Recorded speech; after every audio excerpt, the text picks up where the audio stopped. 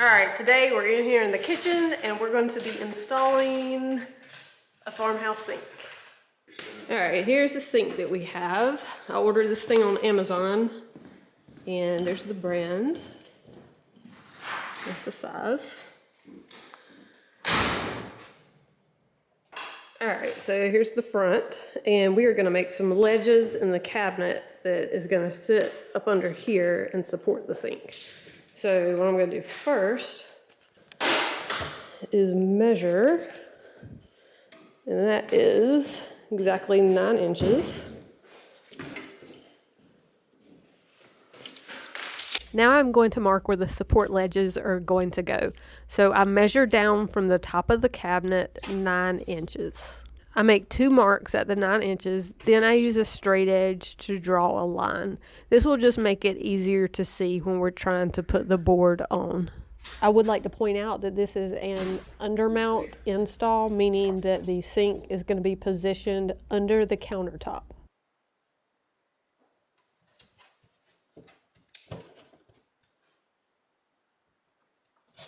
Before we installed the support boards, Dad went ahead and started the screws. We're using 4 screws on each board. We are using 2x4s that are cut to the depth of the cabinet. We line the top of the board up with the line that I drew earlier. Then we screw it into place. We are using 4 screws in each board, and the sides of these cabinets are made out of 3/4 inch plywood, so we had a decent structure to screw into. We repeated this process on both sides, again, just making sure that we had the top of the board lined up with the line that I drew earlier. And this is what it looked like once we had the 2 side support braces in place.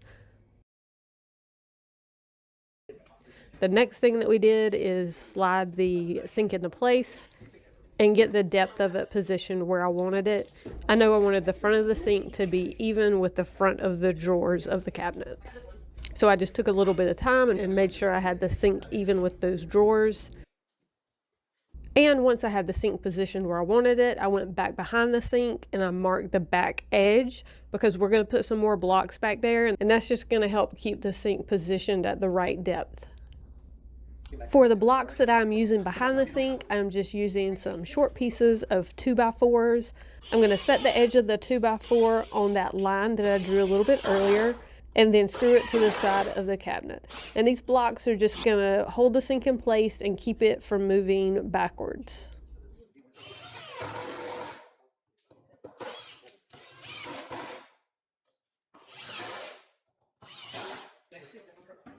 Now that we have all the support pieces installed, we're going to go ahead and set the sink in place for the last time.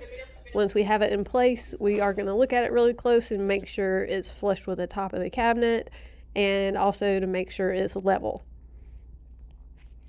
The support pieces that we installed, they do support the sink and they kind of hold it in place, but once you do the plumbing for the drain lines and put caulk between the countertop and the sink, those 2 things are really going to lock this sink into place so it doesn't move at all. But that is it. This is how we installed our farmhouse sink in the new kitchen. Thanks for watching.